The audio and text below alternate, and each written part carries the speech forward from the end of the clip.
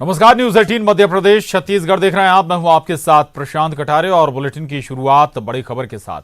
PM Narendra Modi कुछ ही देर में मन की बात करेंगे। आपको बता दें कि पीएम मोदी आज 70वीं बार मन की बात करने जा रहे हैं। कोरोना वैक्सीन का भी इस बार की मन की बात में जिक्र हो सकता है। साथ ही त्योहारों और सावधानियों पर भी पीएम नरेंद्र मोदी बात कर सकते हैं। और इतना ही नहीं, मन की बात सुनने की अपील भी की गई है ट्विटर हैंडल के जरिए। तो ट्विटर हैंडल के जरिए पीएम नरेंद्र मोदी ने मन की बात सुनने की अपील भी की है। तो कुछ ही देर में पीएम नरेंद्र मोदी मन की बात करने वाले हैं। और ये मेरे प्यारे देशवासियों, नमस्कार। आज विजयादशमी यानी दशहरे का पर्व है। इस पावन अवसर पर आप सभी को ढेरों शुभकामनाएं। दशहरे का ये पर्व असत्य पर सत्य की जीत का पर्व है, लेकिन साथ ही ये एक तरह से संकटों पर धैर्य की जीत का पर्व भी है। आज आप सभी बहुत संयम के साथ जी रहे हैं, मर्यादा में रहकर पर्व त्योहार मना रहे हैं। इसलिए जो लड़ाई हम लड़ रहे हैं उसमें जीत भी सुनिश्चित है। पहले दुर्गा पंडाल में मां के दर्शनों के लिए इतनी भीड़ जुट जाती थी, एकदम मेले जैसा माहौल रहता था। लेकिन इस बार ऐसा नहीं हो पाया। पहले दशहरे पर भी बड़े बड़े मेले लगते थे, लेकिन इस बार उनका स्वरूप भी अलग ही है। रामलीला का त्योहार भी उसका बहुत बड़ा आकर्षण था, लेकिन उसमें भी कुछ न कुछ पाबंदियां लगी है। पहले नवरात्र पर गुजरात के गरबा की गूंज हर तरफ छाई रहती थी। इस बार बड़े बड़े आयोजन सब बंद है। अभी आगे और भी कई पर्व आने वाले हैं।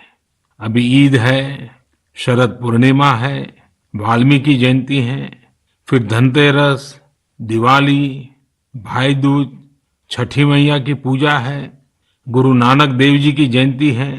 कोरोना के संकट काल में हमें संयम से ही काम लेना है, मर्यादा में ही रहना है।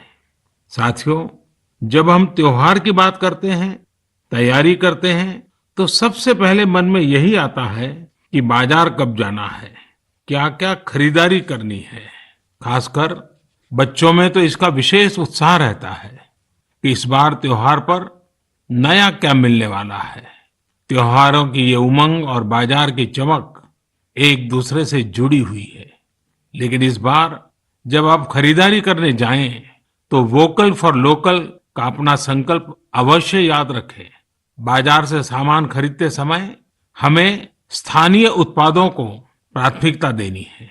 साथियों, त्योहारों के इस हर्षोल्लास के बीच में लॉकडाउन के समय को भी याद करना चाहिए। लॉकडाउन में हमने समाज के उन साथियों को और करीब से जाना है जिनके बिना हमारा जीवन बहुत ही मुश्किल हो जाता। सफाई कर्मचारी, घर में काम करने वाले भाई बहन, लोकल सब्जी वाले, दूध वाले, सिक्योरिटी गार्ड्स, इन सब का हमारे जीवन में क्या रोल है, हमने अब भली भांति महसूस किया है। कठिन समय में ये आपके साथ थे, हम सबके साथ थे। अब अपने पर्वों में, अपनी खुशियों में भी हमें इनको साथ रखना है। मेरा आग्रह है कि जैसे भी संभव हो, इन्हें अपनी खुशियों में जरूर शामिल करिए। परिवार के सदस्य की तरह करिए। फिर आप देखिए आपकी खुशियां कितनी बढ़ जाती हैं। साथियों, हमें अपने उन जाबाज सैनिकों को भी याद रखना है जो इन त्योहारों में भी सीमाओं पर डटे हैं, भारत माता की सेवा और सुरक्षा कर रहे हैं। हमें उनको याद करके ही अपने त्योहार मनाने हैं। हमें घर में एक दिया भारत माता के इन वीर बेटे बेटियों के सम्मान में भी जलाना है। मैं अपने वीर जवानों से भी कहना चाहता हूं कि आप भले ही सीमा पर हैं, लेकिन पूरा देश आपके साथ है, आपके लिए कामना कर रहा है। मैं उन परिवारों के त्याग को भी नमन करता हूं जिनके बेटे बेटियां आज सरहद पर है। हर वो व्यक्ति जो देश से जुड़ी किसी न किसी जिम्मेदारी की वजह से अपने घर पर नहीं है, अपने परिवार से दूर है, मैं हृदय से उसका आभार प्रकट करता हूं। मेरे प्यारे देशवासियों, आज जब हम लोकल के लिए वोकल हो रहे हैं, तो दुनिया भी हमारे लोकल प्रोडक्ट्स की फैन हो रही है। हमारे कई लोकल प्रोडक्ट्स में ग्लोबल होने की बहुत बड़ी शक्ति है। जैसे एक उदाहरण है खादी का। लंबे समय तक खादी सादगी की पहचान रही है, लेकिन हमारी खादी आज इको फ्रेंडली फैब्रिक के रूप में जानी जा रही है। स्वास्थ्य के दृष्टि से ये बॉडी फ्रेंडली फैब्रिक है, ऑल वेदर फैब्रिक है, और आज खादी फैशन स्टेटमेंट तो बन ही रही है। खादी की पॉपुलैरिटी तो बढ़ ही रही है, साथ ही दुनिया में कई जगह खादी बनाई भी जा रही है। मेक्सिको में एक जगह है ओहाका। इस इलाके में कई गांव ऐसे हैं जहां स्थानीय ग्रामीण खादी बुनने का काम करते हैं।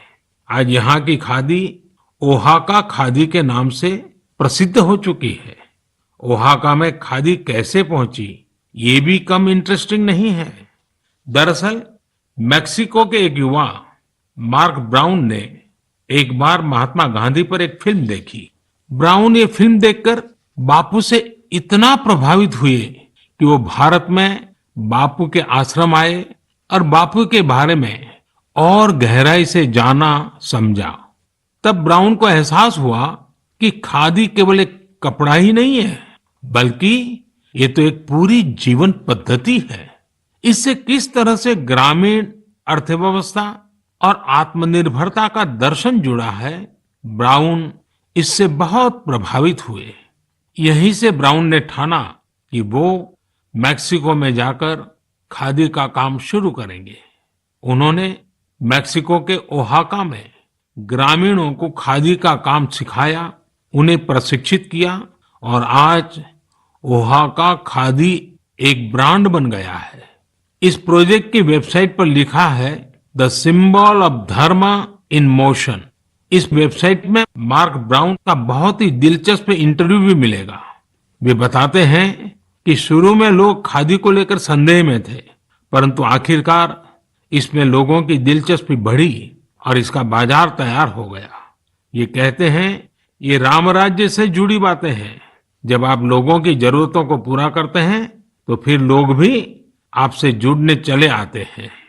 साथियों, दिल्ली के कनॉट प्लेस के खादी स्टोर में इस बार गांधी जयंती पर एक ही दिन में 1 करोड़ रुपए से ज्यादा की खरीदारी हुई। इसी तरह कोरोना के इस समय में खादी के मास्क भी बहुत पॉपुलर हो रहे हैं।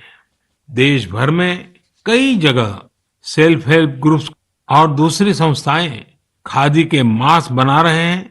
यूपी में बाराबंकी में एक महिला है सुमन देवी जी। सुमन जी ने सेल्फ हेल्प ग्रुप की अपनी साथी महिलाओं के साथ मिलकर खादी मास्क बनाना शुरू किया। धीरे धीरे उनके साथ अन्य महिलाएं भी जुड़ती चली गई। अब वे सभी मिलकर हजारों खादी मास्क बना रही हैं। हमारे लोकल प्रोडक्ट्स की खूबी है कि उनके साथ अक्सर एक पूरा दर्शन जुड़ा होता है। मेरे प्यारे देशवासियों, जब हमें अपनी चीजों पर गर्व होता है तो दुनिया में भी उनके प्रति जिज्ञासा बढ़ती है। जैसे हमारे अध्यात्म ने, योग ने, आयुर्वेद ने पूरी दुनिया को आकर्षित किया है। हमारे कई खेल भी दुनिया को आकर्षित कर रहे हैं। आजकल हमारा मलखम्ब भी अनेकों देशों में प्रचलित हो रहा है। अमेरिका में चिन्मय पाटणकर और प्रज्ञा पाटणकर ने जब अपने घर से ही मलखम्ब सिखाना शुरू किया था तो उन्हें भी अंदाजा नहीं था कि इसे इतनी सफलता मिलेगी। अमेरिका में आज कई स्थानों पर मलखम्ब ट्रेनिंग सेंटर्स चल रहे हैं। बड़ी संख्या में अमेरिका के युवा इससे जुड़ रहे हैं, मलखम्ब सीख रहे हैं। आज जर्मनी हो, पोलैंड हो, मलेशिया हो, ऐसे करीब 20 अन्य देशों में भी मलखम्ब खूब पॉपुलर हो रहा है। अब तो इसकी वर्ल्ड चैंपियनशिप भी शुरू की गई है, जिसमें कई देशों के प्रतिभागी हिस्सा लेते हैं। भारत में तो प्राचीन काल से कई ऐसे खेल रहे हैं जो हमारे भीतर एक असाधारण विकास करते हैं, हमारे माइंड बॉडी बैलेंस को एक नए आयाम पर ले जाते हैं। लेकिन संभवतः नई पीढ़ी के हमारे युवा साथी मलखम्ब से उतना परिचित न हो। आप इसे इंटरनेट पर जरूर सर्च करिए और देखिए। साथियों, हमारे देश में कितनी ही मार्शल आर्ट्स है। मैं चाहूंगा कि हमारे युवा साथी इनके बारे में भी जाने, इन्हें सीखें और समय के हिसाब से इनोवेट भी करें। जब जीवन में बड़ी चुनौतियां नहीं होती हैं, तो व्यक्तित्व का सर्वश्रेष्ठ भी बाहर निकलकर नहीं आता है। इसलिए अपने आप को हमेशा चैलेंज करते रहिए। मेरे प्यारे देशवासियों, कहा जाता है लर्निंग इज ग्रोइंग। आज मन की बात में मैं आपका परिचय एक ऐसे व्यक्ति से कराऊंगा जिसमें एक अनोखा जुनून है। यह जुनून है दूसरों के साथ रीडिंग और लर्निंग की खुशियों को बांटने का। यह है पोन मारियप्पन। पोन मारियप्पन तमिलनाडु के तूतुकुड़ी में रहते हैं। तूतुकुड़ी को पर्ल सिटी यानी मोतियों के शहर के रूप में भी जाना जाता है। यह कभी पांडियन साम्राज्य का एक महत्वपूर्ण केंद्र था। यहाँ रहने वाले मेरे दोस्त पोन मारियप्पन हेयर कटिंग के पेशे से जुड़े हैं और एक सैलून चलाते हैं। बहुत छोटा सा सैलून है। उन्होंने एक अनोखा और प्रेरणादायी काम किया है। अपने सैलून के एक हिस्से को ही पुस्तकालय बना दिया है।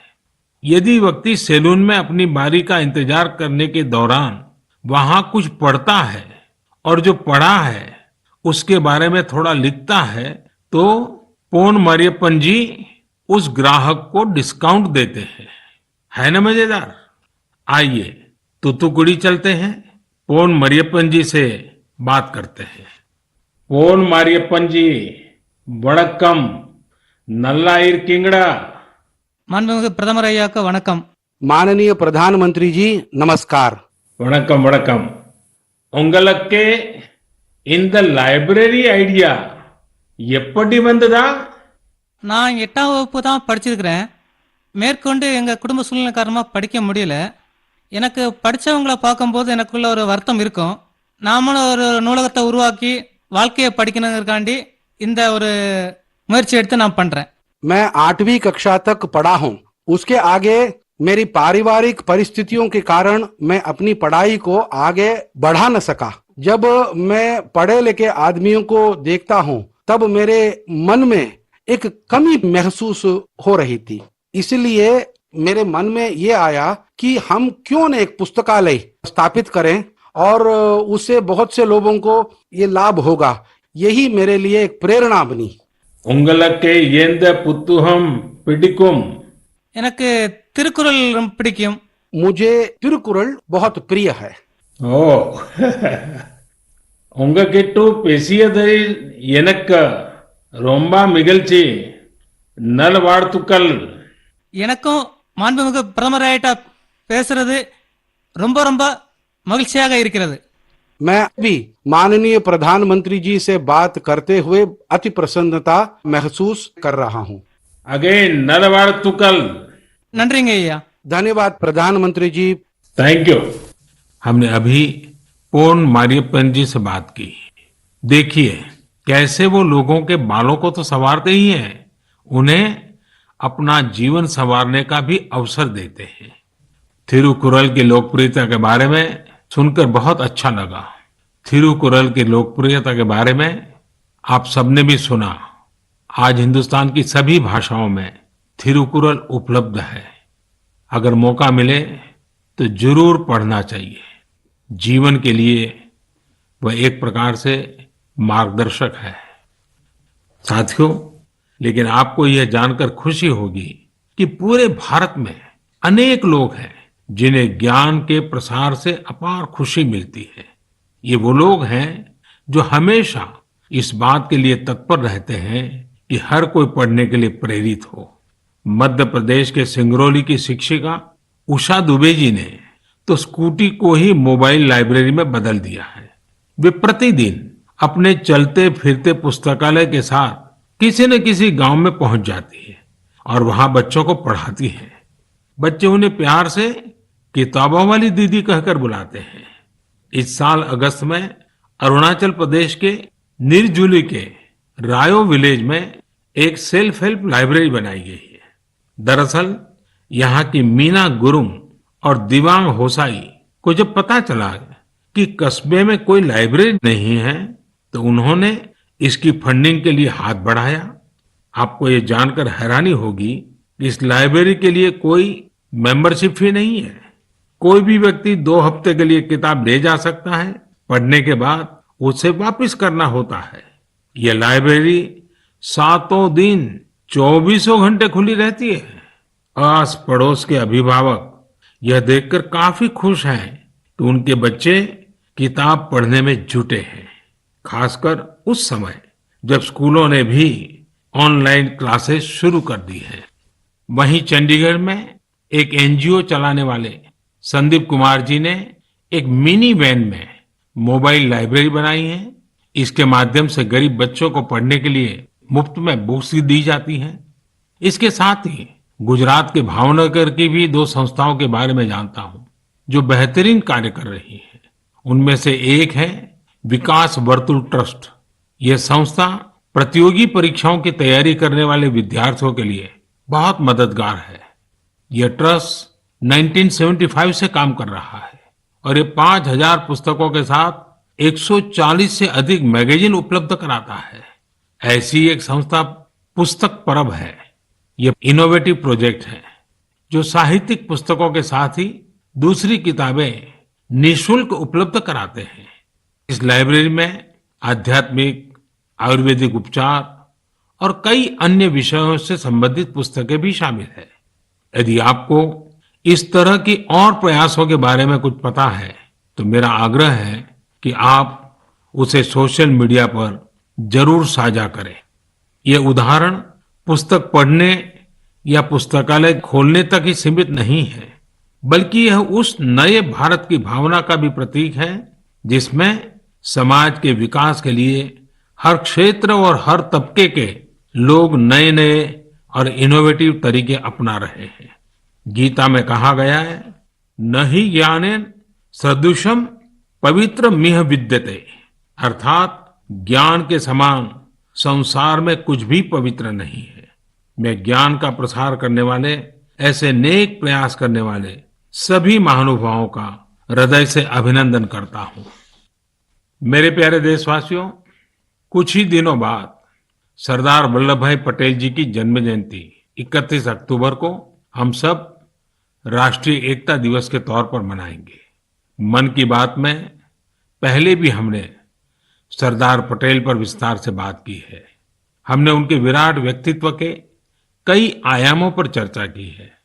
बहुत कम लोग मिलेंगे जिनके व्यक्तित्व में एक साथ कई सारे तत्व मौजूद हो। वैचारिक गहराई, नैतिक साहस, राजनीतिक विलक्षणता, कृषि क्षेत्र का गहरा ज्ञान और राष्ट्रीय एकता के प्रति समर्पण भाव।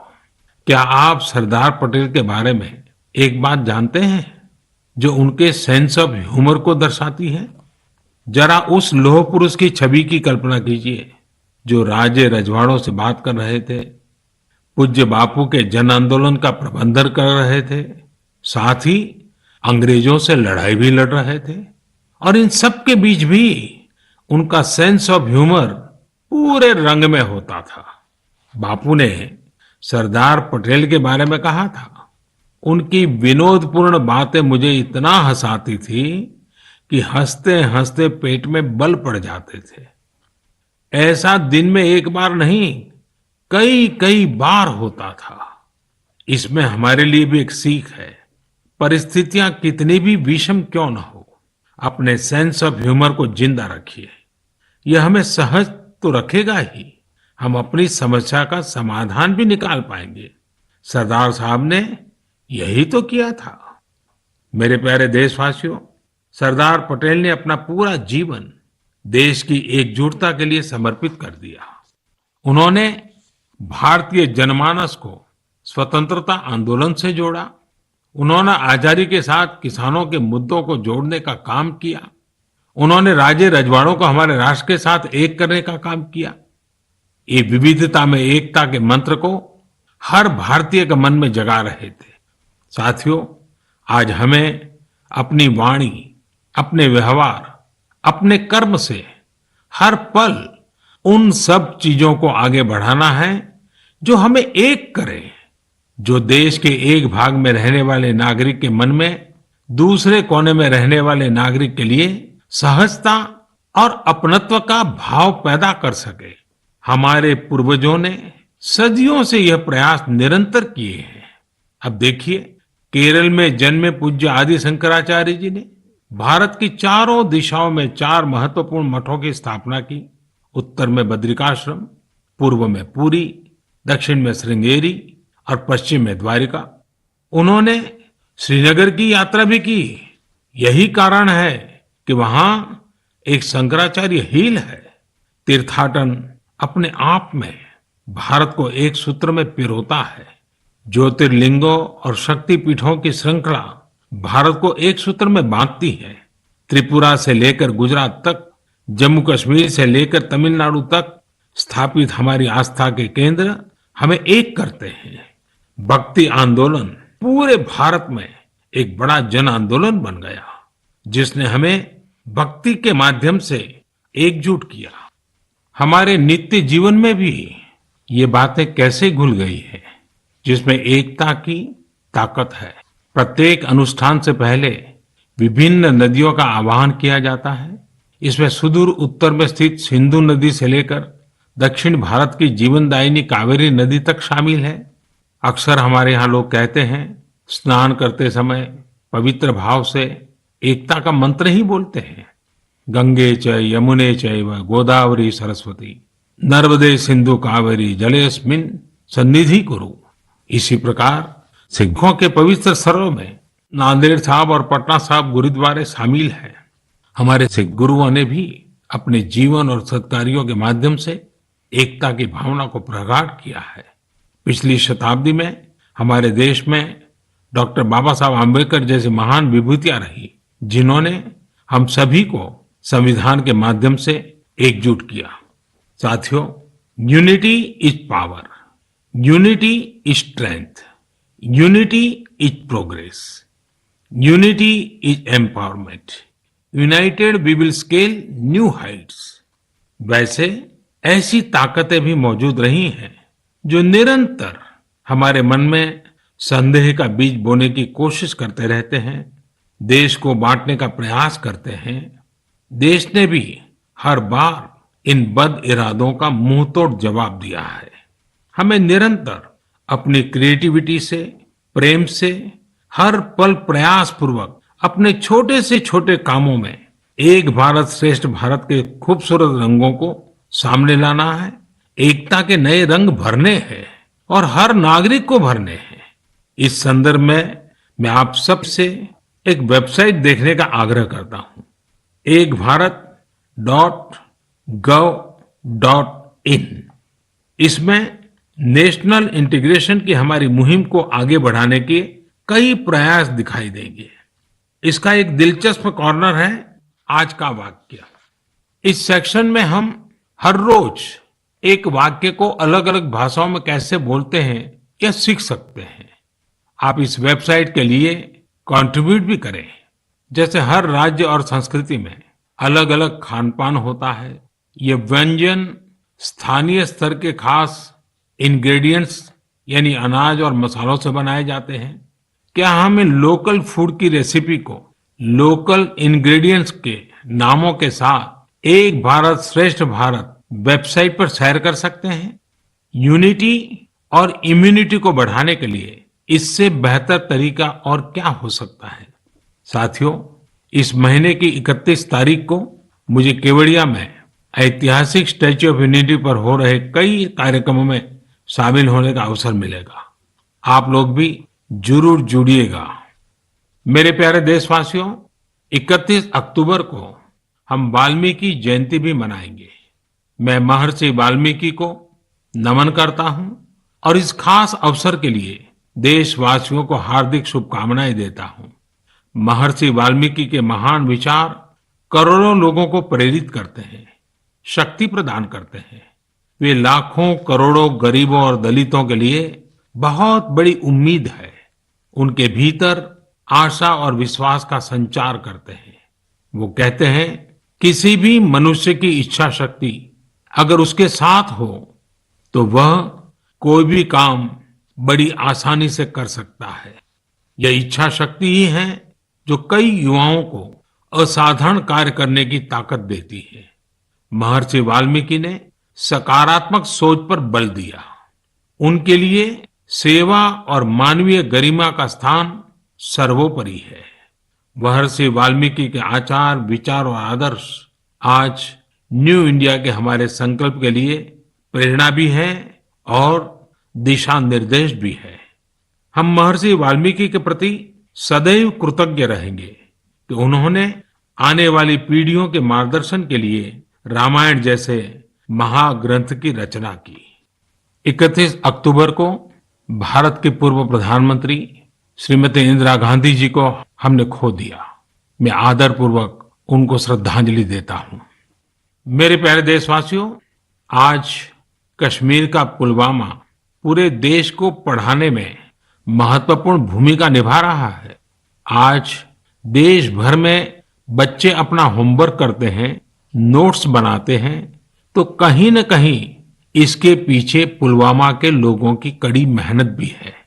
कश्मीर घाटी पूरे देश की करीब करीब 90% पेंसिल स्लेट लकड़ी की पट्टी की मांग को पूरा करती है और उसमें बहुत बड़ी हिस्सेदारी पुलवामा की है। एक समय में हम लोग विदेशों से पेंसिल के लिए लकड़ी मंगाते थे, लेकिन अब हमारा पुलवामा इस क्षेत्र से देश को आत्मनिर्भर बना रहा है। वास्तव में पुलवामा के ये पेंसिल स्लेट्स के बीच के गैप्स को कम कर रहे हैं। घाटी की चिनार की लकड़ी में हाई मॉइस्चर कंटेंट और सॉफ्टनेस होती है, जो पेंसिल के निर्माण के लिए उसे सबसे सुटेबल बनाती है।